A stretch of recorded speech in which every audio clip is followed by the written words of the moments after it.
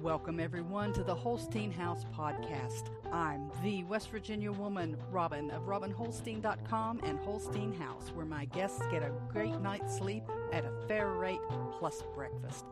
This is a podcast that looks at society and culture issues affecting families in West Virginia and the United States, from food preparation and storage, gardening, home repairs, current events, and more. We'll go around the table and back in 60 minutes or less. So let's hang out and talk a while.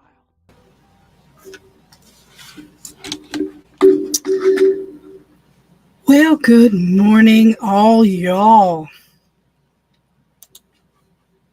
How are you this morning?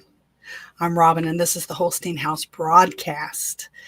And here we talk about all kinds of stuff.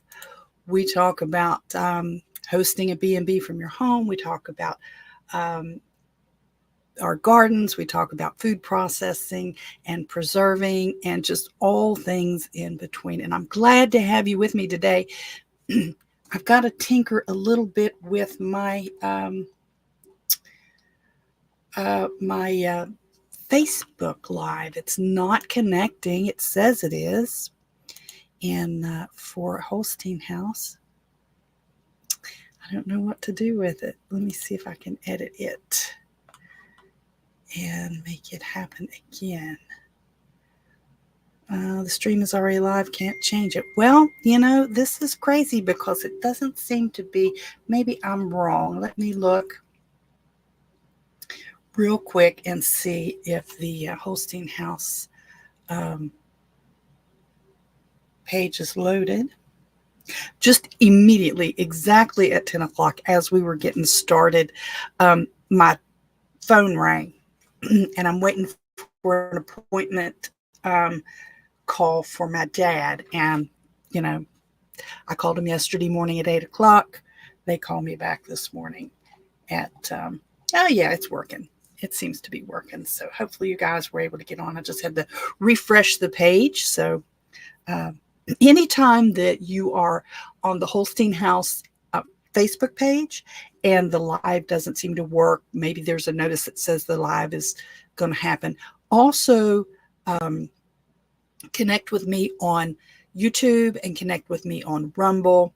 I do broadcast my live videos there as well. If you want to participate live, you can always come back and, you know, watch it in a replay and then comment later. All right, so I apologize for all of that just insanity. Today, we're going to talk about the garden. Okay, we'll talk about the garden. We're going to talk about tomato pie. I made a tomato pie. I want to share a little bit about that with you. And then I didn't get to the preparing without guilt last time, so we're going to talk a little bit about that too. I don't know if it'll be a full hour. We'll try to shoot for a full hour. We'll see if my voice holds up. I know you guys have been really patient with me, some of you who have been following either the broadcast or the podcast for a long time.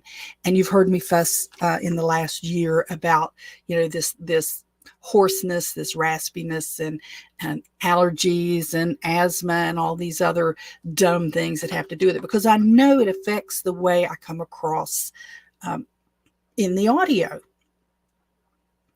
And I am working on it. Besides it just being a health issue, I am trying very hard. So this week I went to an allergist, and I had allergy testing, and I had 40 pokes on each arm. And then I don't know how many, I don't think it was a full 40, but there was like at least 30 on each shoulder. So the ones on the arms were the little small pricks that they just kind of stab you with the little irritant or whatever they call it, the tree pollens and the cat hair proteins and all that stuff. But then on the upper arm, if you've never had them before, they do an injection. They inject like a little drop of the stuff in under the skin, and then you have to sit there for 20 minutes to half an hour for each series of tests and have the doctor come in and look at them. And I won't go through all of them. Let's just say that some of the things that I have shared with you about, oh, the tree pollen's up and I, hacking and gagging and snotting. Oh, the ragweed's up. oh this, oh that, the grass pollen's up or the grass is up. Yeah, it all showed up just like I figured. And surprisingly, though, so did dogs and cats. And that kind of hurt in here because I love my dogs and cats. And I've either had a cat or a dog all of my life. When I was very young, my dad got a black and tan hound and had it around the house. I mean, we're talking 3, 4 years old. I don't know if there was a dog before that because I don't remember.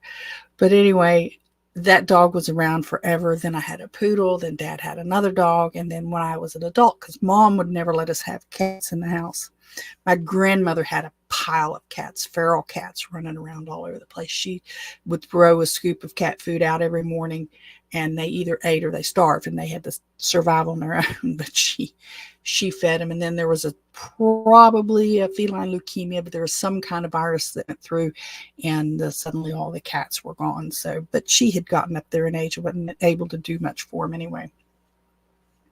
So, but it hurt because I have how old is Cindy? Cindy's 14 or 15-year-old house cat, and AB is 8 or 9 years old, and she goes in and comes back. And then, of course, I've got Bob and Betty, and we had Jack and Gracie before that. And then I had a little dog called Sugar, and Wayne had his big dog called Kona, and I had a little dog named Carrie. I mean, I could go through all of them. I don't need to. But the point being, and you guys know this, and you guys you understand, and a lot of you pet lovers understand that, you hear something like that, and it just breaks your heart.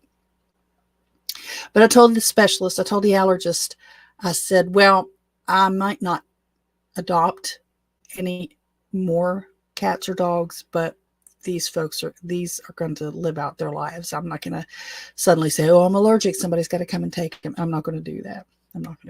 So they'll be here till they pass or till I pass, whichever happens first. So, but yeah, so I'm working on this, experimenting yet again with different medications. The allergist said, oh, you need to try these instead of that, and this inhaler instead of that. Brex something. Brex. I didn't bring it down here. Anyway, it's a different asthma medicine than I had before, and an allergy tablet of some sort. I haven't picked it up yet at the pharmacy, so I don't remember what it is. But we're going to try a different round. We'll go back in a couple weeks. And then, of all things, if you've ever had to do this, I want you to share your experiences with me in the comments. I've never dealt with this, and I'm 59 years old. So this is all new to me, and some of you guys have been doing it since you were kids, and it's just old hat. But I have to go back in 2 weeks to follow up and talk about the inhaler and the pills and how they worked or didn't work and what we're going to do, and some other things, and then get the first injection. She's going to start immunotherapy on me if the insurance pays for it. I have to go 3 days a week for 7 months. 3 days a week for 7 months and get this shot. I don't like that. I'll just be straight up. I don't like that. 7 months, that's an awful long time.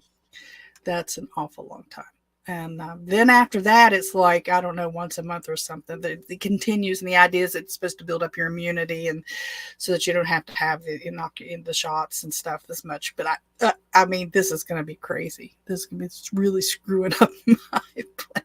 I can't get anything planned.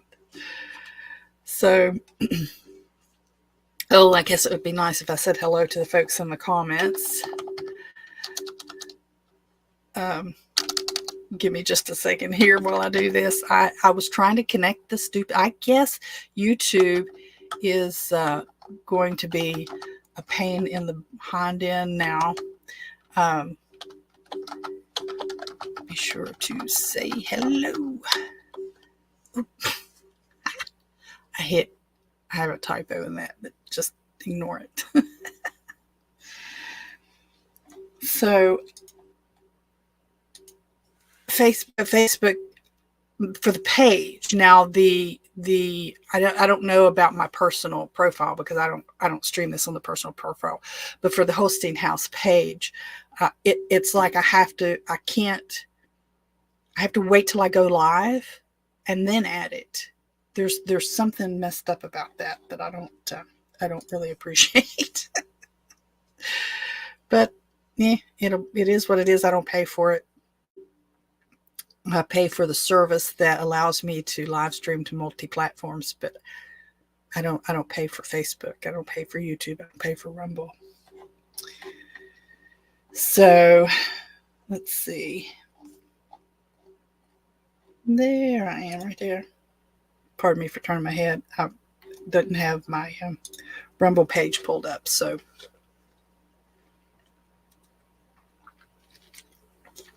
alrighty, let's get into this. You guys are tired of hearing me talk about this. The garden. I also want to share, let me get this ready here, with you some of my, where is it? I want to share the window. It's going to be there. So I want to share with you a little bit of the garden stuff that's been going on. The container garden is fair. I'm going to tell you, it's fair. I have, any time that you do these things, whether you are a small backyard gardener like me, or whether you are an elaborate gardener, you're going to have hits and misses. You're going to have years when some of it works and some of it doesn't. Some of it you won't know why it doesn't work. It just doesn't. And sometimes you'll try things and you'll see that they are really successful. If you've been joining me for very long, or watching my YouTubes, or watching the Instagrams and all those things, you'll see I'm experimenting with containers. Container gardening is a good way of growing multiple plants that were vegetables, or, well, I guess plants too. So container gardening is a good way of growing multiple vegetables and plants close to each other that shouldn't share the same soil. Now, there's some plants that just don't play nice with each other in the ground. So a container garden allows you to keep plants closer together that can't share the same soil. Mine, I have a series of peppers, tomatoes, beans, squash, and eggplant, and zucchini. But zucchini is a squash. So some of these I started in a hanging pot on my back porch, and they did okay initially, and then they just didn't like it. So the containers were too restrictive, and I moved them to bigger containers and put them out in the backyard in the garden, and they seem to be happier. They're perking up, they're growing more, so I'll have probably later vegetables on those plants than a lot of people. Let me share with you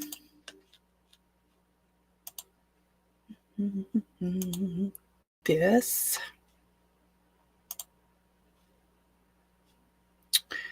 I want that full. There's that.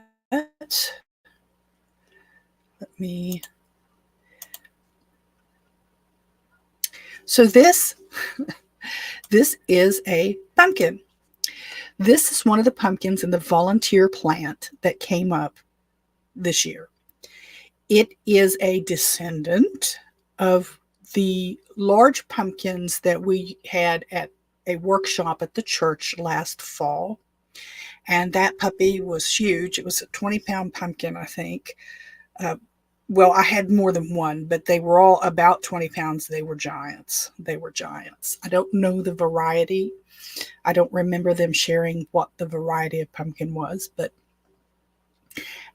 in this picture, this particular pumpkin is roughly the size of a bowling ball. It's hard to see. It's hard to tell there, but I don't know if I can, if I do this, will this give you a better idea? Hopefully you can see this better. This, like I said, this is about the size of a bowling ball. And if you look right here, there's a piece of that fence that I was trying to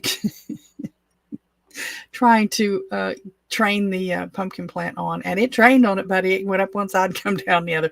This is the back side of that thing.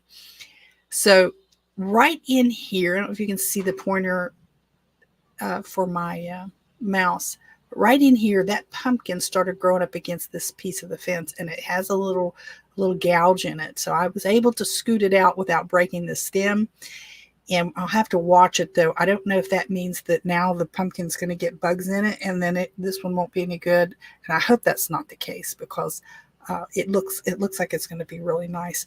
I did reach out and ask some folks who know about pumpkins whether I can harvest that now and it would ripen, because I don't want it to get too huge, or do I have to let it ripen on the vine? And the consensus was leave it. It won't ripen once you cut it, and it's not like a tomato. So now let's see, what is the other one I wanted to show you? Oh, this is another pumpkin that it's not quite as big. It's probably, it's not quite the size of a soccer ball. Which direction am I going? Yep, that's one we just looked at. This is yet another one.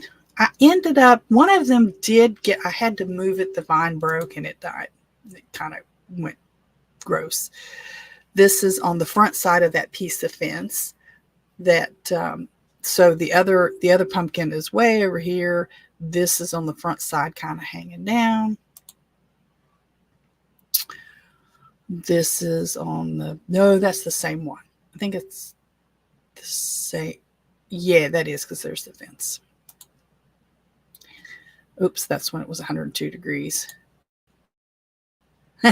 I was in the kitchen cooking, and Mr. Holstein came home, and I said, man, it's hot, because I opened up the door for him to come in the house, and I went and looked, and sure enough, it was 102 out on our front porch in the shade. That was insane. Okay, so this might be a video. Oh yeah, I don't need to play this video, but this is the Jimmy Nardello tomato or pepper plant.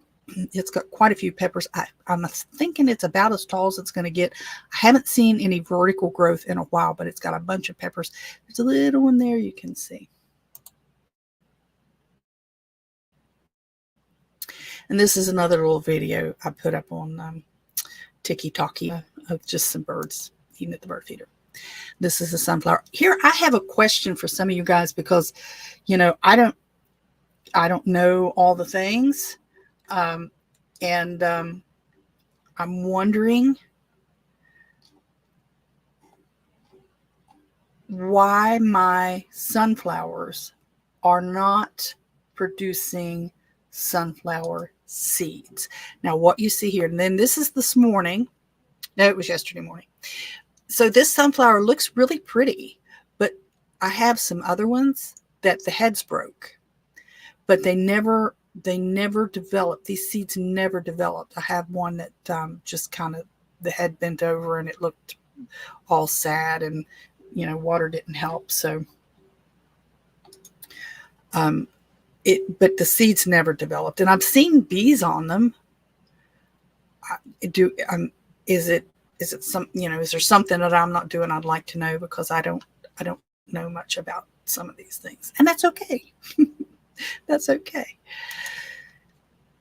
All right. Oh, here's another picture of the sunflower. This is that back here in the background. For those of you on the video, you can see this is that Jersey Devil tomato. And these tomatoes, I picked these this morning. This was from yesterday, but I'm going to let these finish ripening in the house, because they're starting to split. And we had a thunderstorm last night, got a lot of good water. We needed it. These This thing is monstrous, and it still has quite a few tomatoes on it. I really like this. I've been saving seeds, and I'm going to show you my, oh, I didn't bring the packets down, but I've got a picture of the seeds. I've been saving seeds so that I can plant some next year. And this is my squash plant. I'm keeping the bugs off, but it still just doesn't seem to be happy here. It just keeps getting yellow. It might be time. Oh, this is our back fence that we're having a young man put in for us. And yeah, you know, this is a dog kennel panels. And what we have going here is the old fence trees have fallen on and stuff. But what we need is some, because there's a slope that you can't see in this picture, but that up around in here on the bank is high enough that if you have a regular 4-foot fence going, and it used to have like a 4-foot fence going through here, the birds can jump out, but they can't jump back in. They can't get back in. So if they were to hop that fence and get out into the alley, there is a 2 to 3 foot, depending on where you're at in back here, drop that was created when they put the public sewer through there, that they wouldn't be able to hop back over. So I needed some fencing up that was high enough, and didn't want wooden privacy fence. Well, he didn't want privacy fence. I kind of wanted privacy fence, but it's okay. These are dog kennel panels. And so the young man has, that we hired, Caleb from Lawn Overdue. He does our grass work too. He's putting these in, and he's going to be putting, these are just kind of sitting there for right now. They're not formally fastened and real strong. They're just sitting there. We're going to have a line of concrete going under these to help deter digging from inside or outside, to help deter animals from digging underneath and coming in. This gate will probably rarely ever be used. It would just be used to get down into the alley to do a little maintenance work or trimming something or something like that.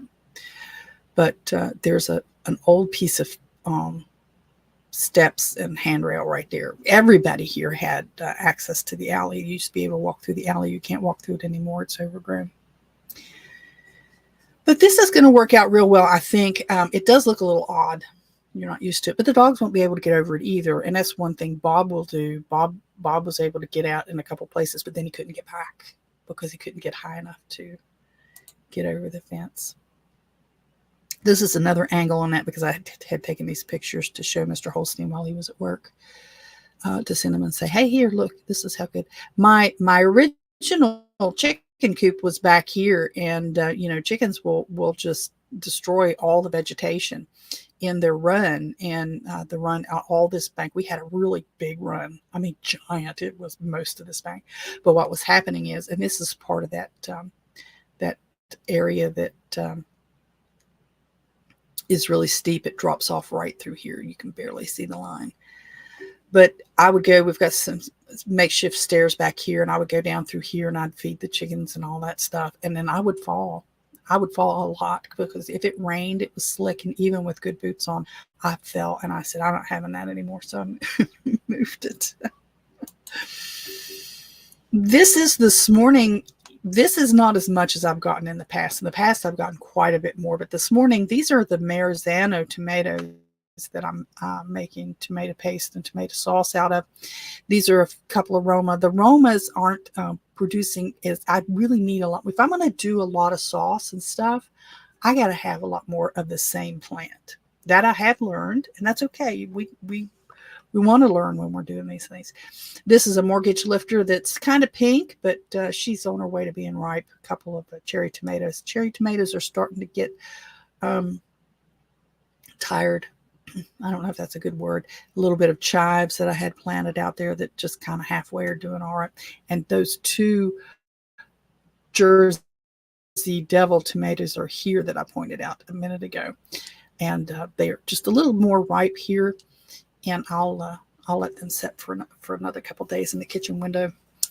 And they are so good. Oh my gosh. And these are what I made the tomato pie that we're going to talk about here in a little bit. Let's see. I can't think of what's the next picture. I'm kind of almost, I think another angle of this. Oh, I know what's getting ready to come up. If it loaded, this is, I took one angle for one social media and then a portrait angle for a different social media. No, where are my? Why haven't they loaded yet? I'll have to maybe let me see if I can get to those pictures, or if I can get them to load to synchronize. Synchronicity. That was a police song, wasn't it? Let me see if I can get those from here. Sure I can. So let me stop sharing this.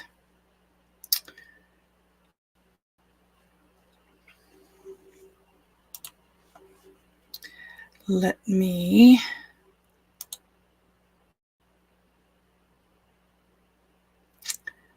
stop that and let me try to share from here. And I will show you these. If it will do it. It hasn't done it. Why isn't it doing it? I want this to be shared. Why won't it share this? Let me stop this. Stop screen. Let me present. Share screen. Window. Here we go. See if I had help. If I had, oh man, that's I need the other one. All right. Well, I'm sorry. This is I needed the horizontal version of this picture. Let me try, because I want you to be able to. Let me stop that again. I'm sorry that I'm doing this all crazy. I thought it was that one. Let me do this one. Well, this is it. Do you get to see that one? No, I gotta do this again. I'm sorry.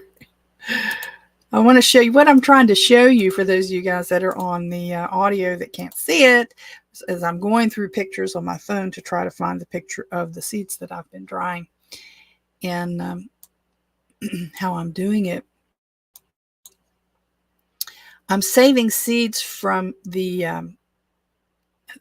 well, it won't let me. Okay. I'm saving seeds from some of the garden plants this year, and some of them are wetter or have more of the gel around this individual seeds than others. This one that I have that I'm showing here is on a splatter screen. These are just the regular splatter screens that you get at in the kitchen housewares department, that you put over your skillets to help reduce the amount of grease that splatters out into your kitchen.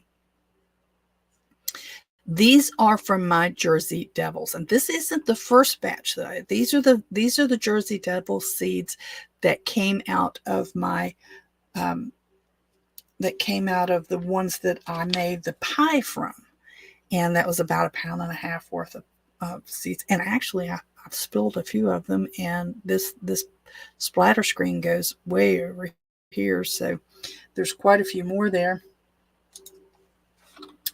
And they come out, they're very small. They come out very easily, and they dry up real nice. But they are they're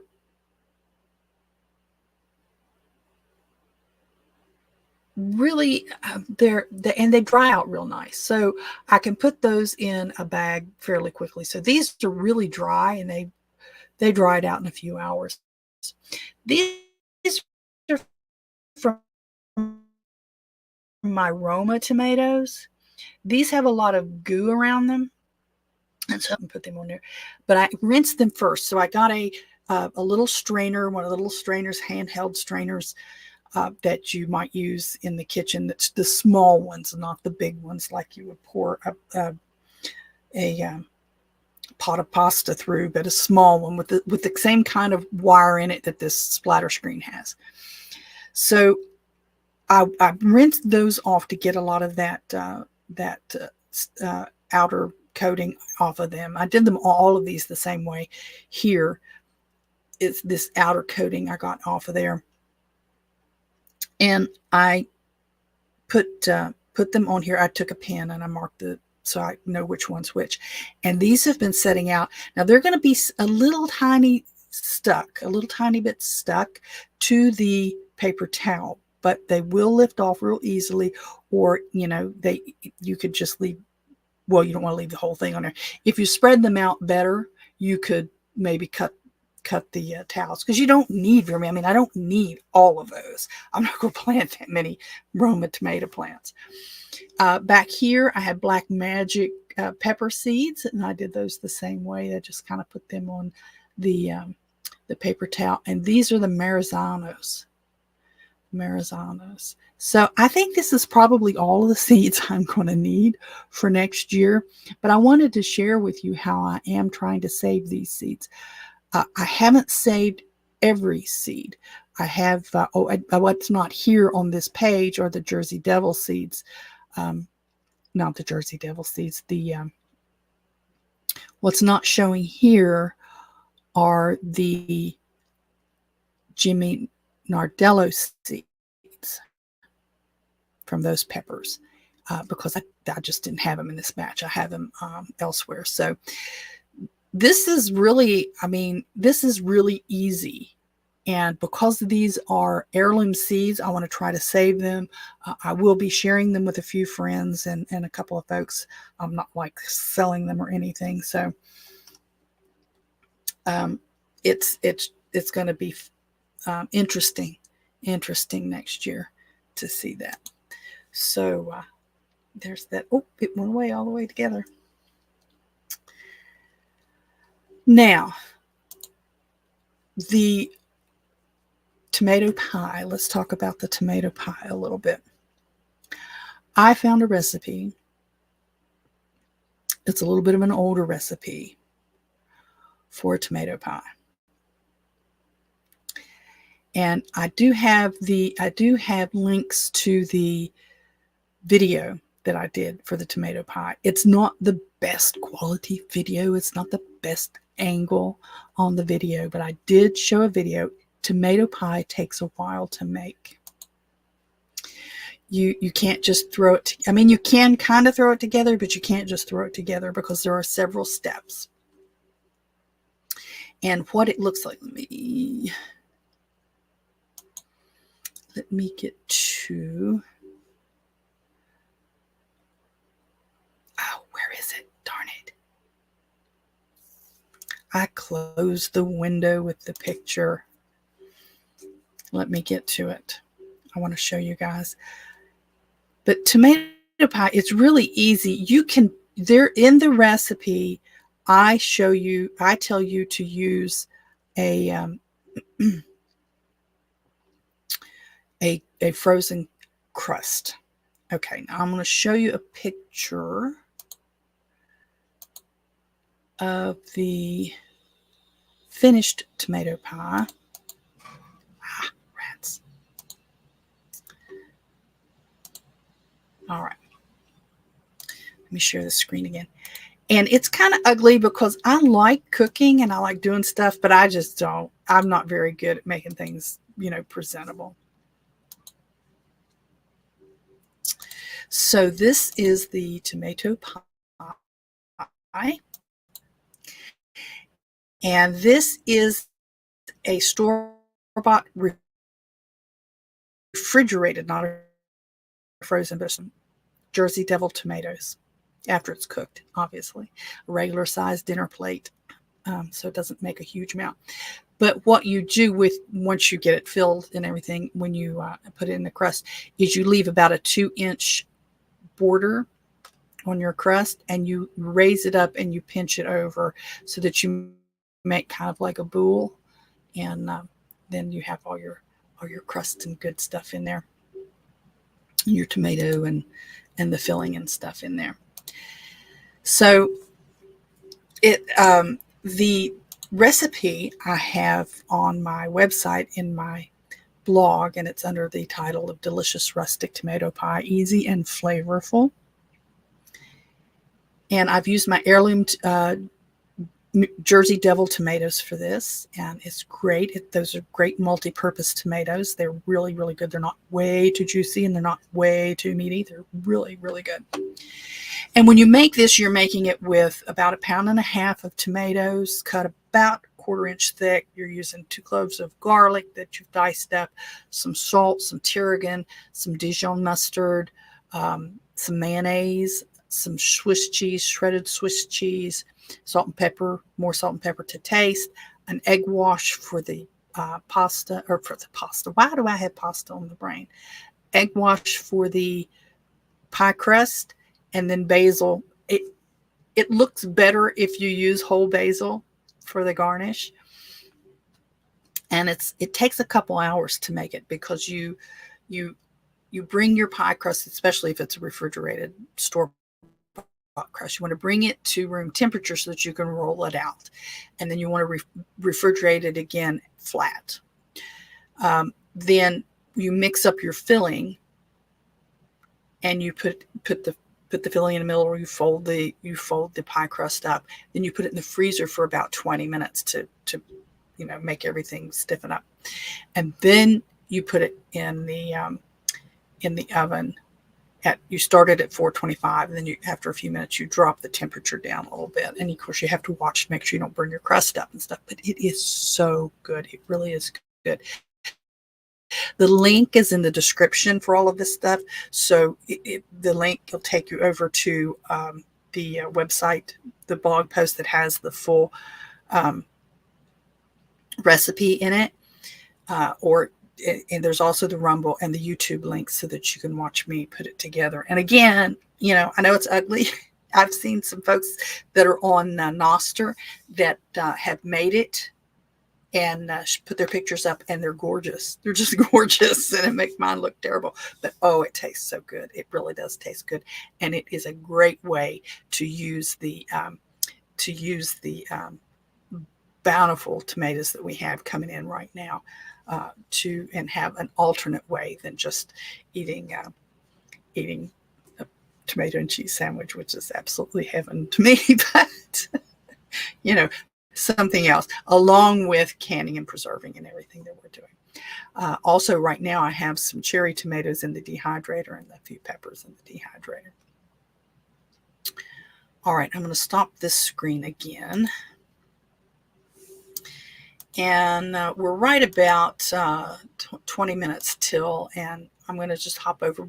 Last time we talked, and be sure if you have any questions, you can put them in the comments, and I'll do my best to answer them. I'm seeing a lot of folks that are picking up on the videos late, 3-4 days after, and then they'll have questions, and I do my best to answer those. So if that's you and you're watching this on replay, and just put a question in the comment, and I'll do my best to get to you. Sometimes it may be a couple days because I don't always see the notifications, especially if we've got a lot going on.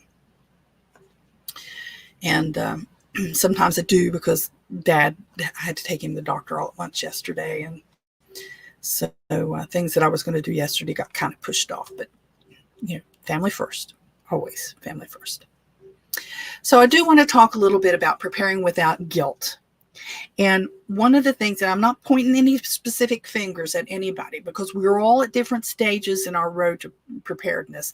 And the road to preparedness is, to quote a master philosopher, Stephen Tyler, it's a journey, not a destination. Unless the destination is I'm prepared, but you can't be prepared for everything. You can be prepared for a lot of things, but you're not necessarily going to be prepared for everything. So, for instance, where I live very close to the marshaling yard for the railroad. I can be prepared for the rail accident relating to the type of things that they carry along the roads here. I'm not necessarily going to be prepared for a helicopter crashing into my house. Okay. So, I mean, it's just, we can't do everything, but we can do some things, and a little bit's better than nothing. So just please remember that I'm not pointing fingers at any particular YouTuber, Rumbler, preparedness group, organization, person, book, anything. I'm not pointing fingers at any of those. I think sometimes it's easy for someone who's new at it, whether you're at an advanced age or you're just out of high school, to become quickly overwhelmed with all of it that's out there and think there's no way I can do this. Or maybe somebody's on a fixed or low income and they're thinking, I don't have the money. I can't buy all this stuff. Don't let yourself feel guilty about this. The primary important thing that you need to do is understand that it's time to start. And we're all going to be at different points in our journeys. There's some of the folks that I really like their broadcasts. I've tried to follow them, who are way more prepared than I am. They have way more stuff in their pantries and in their storage and in their the phrase of the day used to be stockpile than I will have or maybe ever have. And I don't let that intimidate me. But I do use it as a guide to say,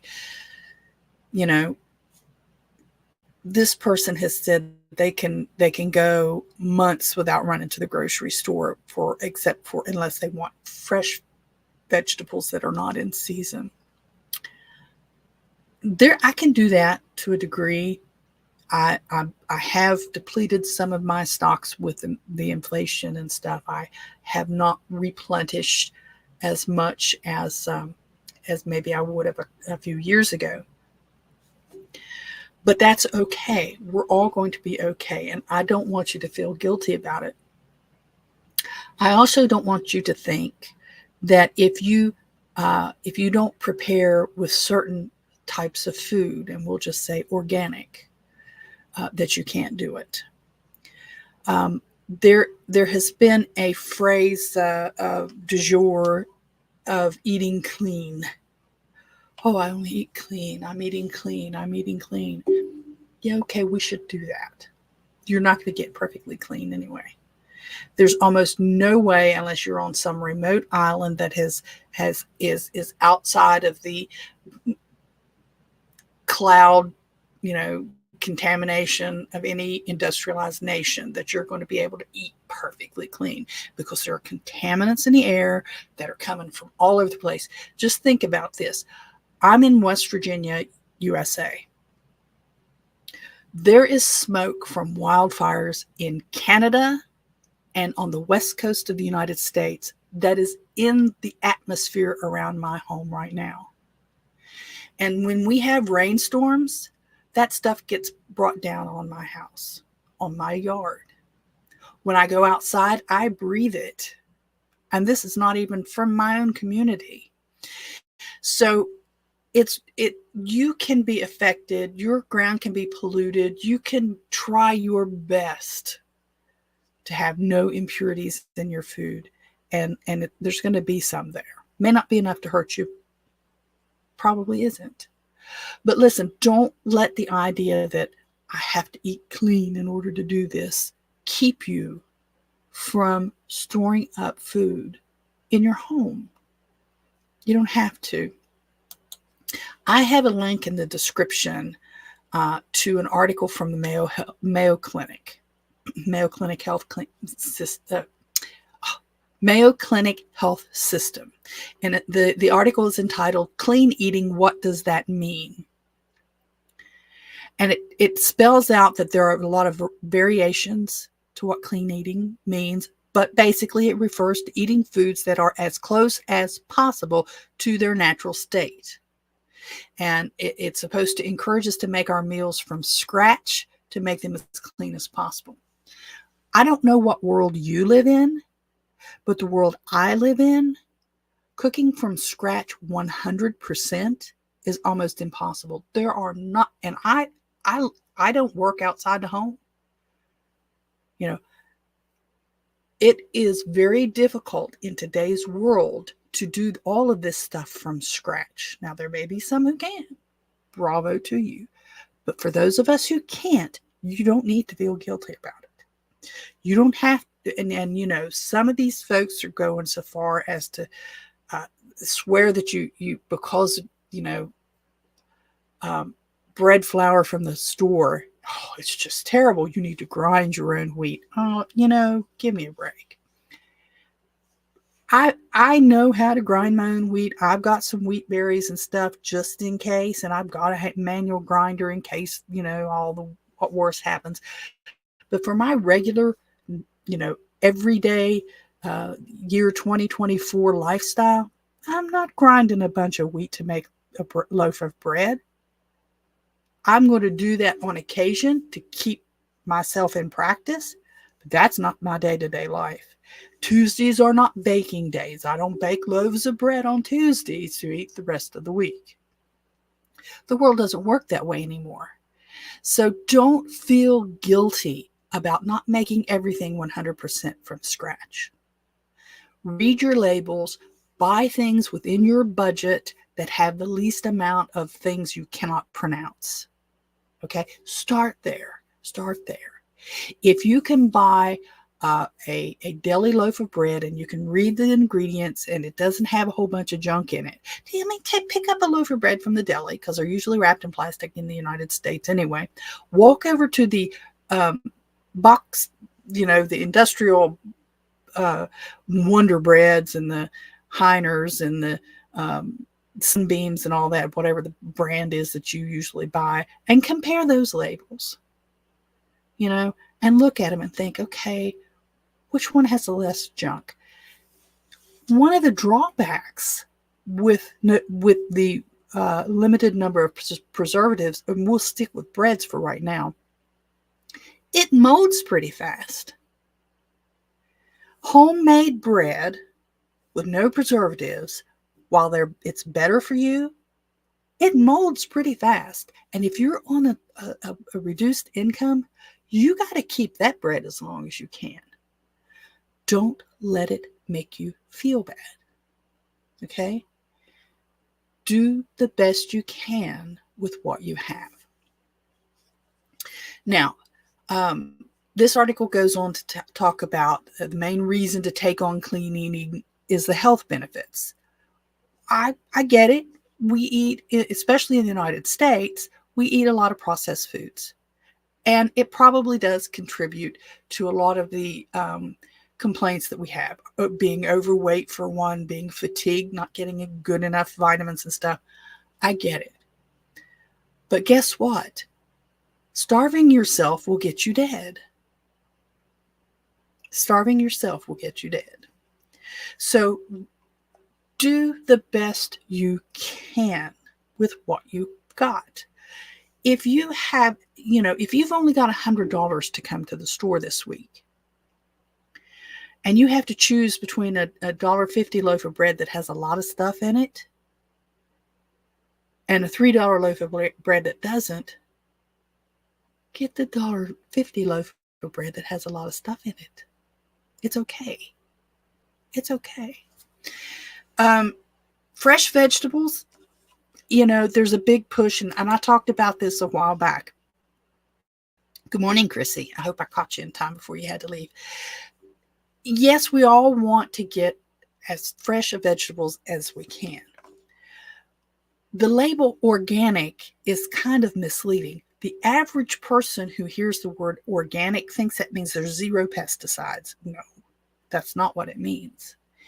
It means that it has fewer pesticides and pesticides that have been tested and are not as detrimental to the environment. Okay, so they're not spraying DDT on stuff. And for those of you of a certain age, you may have to look up what DDT actually is. So I don't want you to think that you have to have a freeze dryer so that you're freeze drying your free range chicken eggs so that you can have them for 25 years. Okay, let's not go that far. Let's just say you buy the eggs you can afford to feed your family. You buy the canned goods that you can afford to feed your family. And you don't let it stress you. When you reach the point where you can make these, you can buy these other things, okay, that's okay. But don't let it stress you out. I have a wide variety of foods in my pantry. I have home canned foods. I have store-bought canned foods. I have home dehydrated foods because several years ago my husband gifted me with at the time it was a top of the line dehydrator. They have much improved by now, but it still works just fine, and I haven't replaced it. I don't have a freeze dryer. Every so often I toy with the idea of it, but those things are about $3,000. And then there's the oils, there's the energy that costs to do it. There's a few odd and end accessories that you need to pick up for them. I mean, if I need freeze-dried stuff, I think $3,000 would go quicker buying from a company already processed. Okay, I just can't imagine.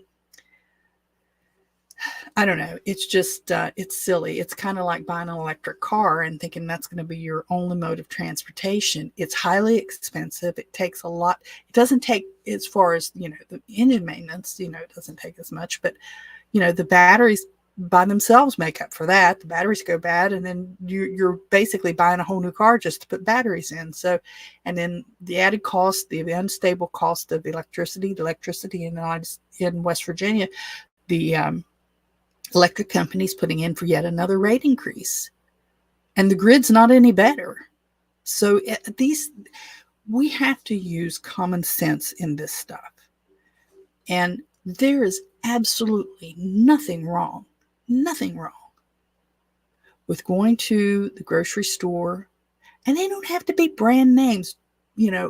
I think a lot of people have gotten away from this. I have to buy Del Monte foods when I go buy canned groceries. In today's world, I'm old enough to remember. I'm old enough to remember when generic foods had white labels with black lettering. Okay? So it wasn't a generic store-bought brand. Or store brand.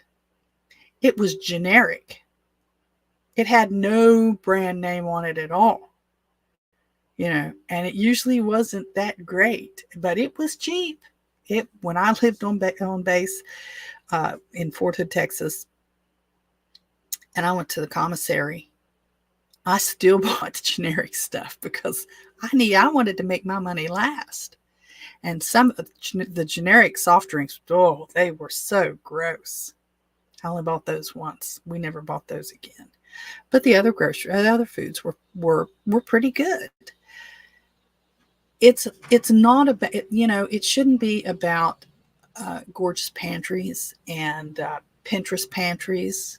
A lot of times on my videos, I'll make the comment, "My not ready for Pinterest kitchen, my not ready for Pinterest house." I mean, it is what it is. My kitchen is an older kitchen. The stove is an older kitchen, or the stove is an older stove, and I'm not worried about it. It does what I need it to do. So when you start looking at the TikToks and you start looking at the Instagrams and you start looking at the Pinterest and you start looking at, well, even Facebook for that matter, everybody's needing attention. So what they're trying to do is they're trying to create these scenes, and they're trying to build a kitchen and stuff that makes them look like a professional cook, or just, they're in a studio or something. Look, you don't have to do that. You don't have to do that. Just cook, just shop. Don't worry about whether all your jars in the cabinets are the same size and color. Don't worry about whether you're putting your home dehydrated tomatoes in an old salsa jar, that you've removed the lid. It doesn't matter. It doesn't. The idea is to build up your foods and build up your pantry so that you can, not just protect against a disaster, but protect against inflation. Listen, if you buy, and this is, it's not really after they closing the barn doors after the horse gets out or whatever, because food prices fluctuate a lot. Maybe today I pay, bread, you don't put bread in a jar.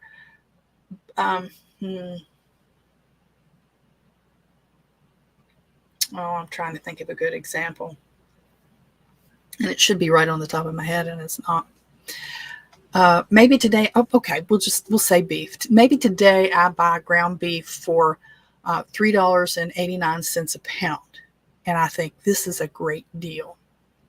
So I buy up a bunch, and the price goes down. Let's say it goes back down to $1.50 a pound. Have I wasted money? No. It's wasted if you throw it out, and it goes in the trash can. But it's not wasted, because down the road it may go up again to $4 a pound. Now, how are you going to preserve it? That's the question. You either freeze it, which is perfectly acceptable. Perfectly acceptable. You don't have to go out and get a bunch of home canning equipment. It's perfectly acceptable to freeze it. You home can it. I've home canned ground beef. I've done it a couple different ways. There's some ways I'm not going to get into too much, that they're kind of out of favor now. That's been decided that's not a good practice to do it. But then there's some that you par cook it, which means that you put it in the skillet. You break it apart, you chop it up, like if you were using enchilada and something, you par cook it, which means that you bring it up to a particular temperature, but you don't cook it till it's brown and all that. And then you put it in the jars, and then you put some broth or some water in it, and then you do it that way. And then you pressure can it, because it's a low acid food, and you keep it on the shelf. And then you use it in soups or stews, or I've never tried to make meatloaf out of home canned ground beef. I might try that and see how that works. Anyway, that's just a thought. So, but the point being is that you preserve the food and you save it for later. Prices right now are out the roof, and it can be really hard to decide, should I or should I not try to build up a pantry while prices are this high? You should, because let's just we'll use the hurricane that has just come across. I think it's Debbie, Hurricane Debbie.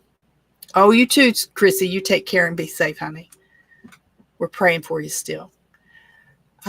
Hurricane Debbie, as it rolls up, if you were down south, let's say down in South Carolina, and you had paid high price for some foods that you put on your shelf, when the hurricane comes through and the grocery stores are closed, then you've got nothing. You've got nothing. So better to have it at a little higher price than to not have it at all. And if you didn't have it, could you get it?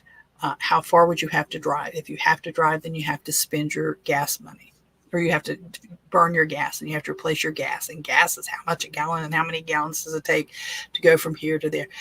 You can get bogged down in the math. which you don't need to do either. But I'm going to start wrapping up now. But I don't want you to feel as though you can't build your pantry because you can't do it, A, with clean foods, B, with home canned foods or home preserved foods, that the only thing you can do is buy store-bought. There's nothing wrong with it. There's nothing wrong with it. Take a couple weeks of writing out what you have been cooking, kind of a backwards menu. If you don't do an actual menu plan for the week, I keep hitting that. That may have to be moved. If you don't actually do a plan for the week, but you kind of do it by the seat of your pants, whatever you fix when you come in, try to jot down what those are. Look at the foods that you're cooking on a regular basis that you and your family eat. Then decide, okay, I can stock up on one extra thing at a time, two extra things at a time, and find a place to put your extra foods so that you're not constantly going to it, so that you can build that up. Build up a couple extra weeks worth of food. Let's say this time of year in hurricane season, we're kind of, let's say we're planning for the winter, okay? The winter. And you want to have at least a couple extra weeks of food that's in case you can't get out because of a snowstorm or something. Now, I know that you're not going to have a snowstorm in southern Arizona, but you know what I mean. Start with just a couple weeks, okay? A couple weeks of canned foods and canned drinks of some sort. Because if you're not at the point where you can store and save water, you're going to need something to drink. Okay. You don't really want soft drinks, but if that's what you have to get, that's what you have to get. But juices,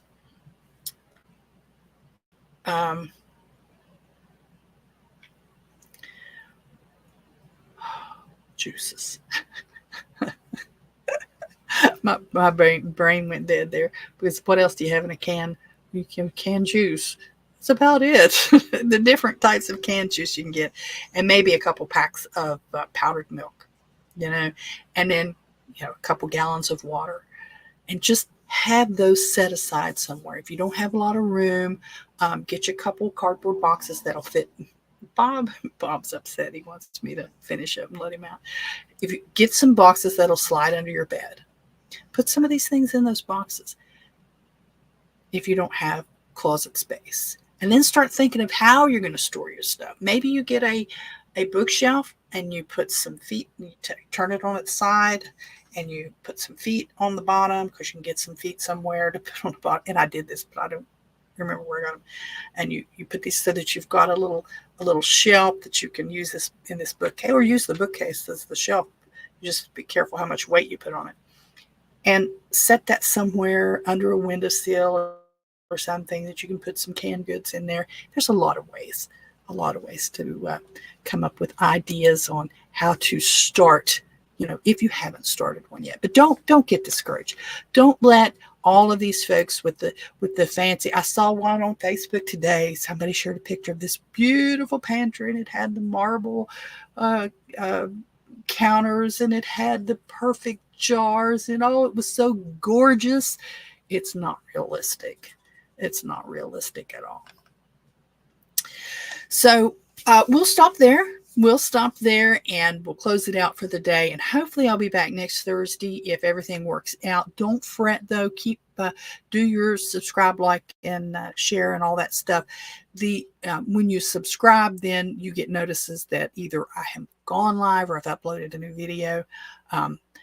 It's kind of busy, especially with the garden and the stuff, but I'm trying to do a few extra videos here and there to help put up. And the Instagram account, Holstein House Instagram account, I try to put up pictures every morning, something from the garden or something, while I can do that now.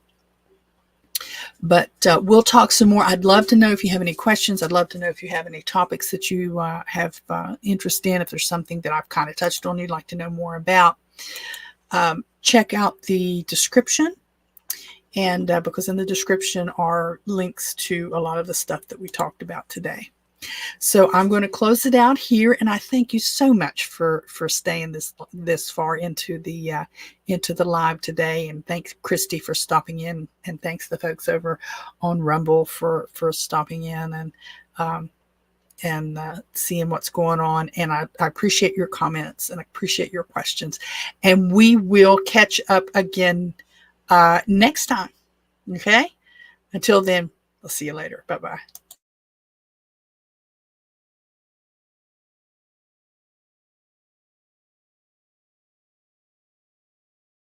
So there you have it. Post your comments, do all that boosting, liking, sharing, thumbs up, and stuff that helps spread the word and poke the algorithms. Follow me on most of the big social media platforms and look for my name, Robin Holstein, or Holstein House. Till next time, bye-bye.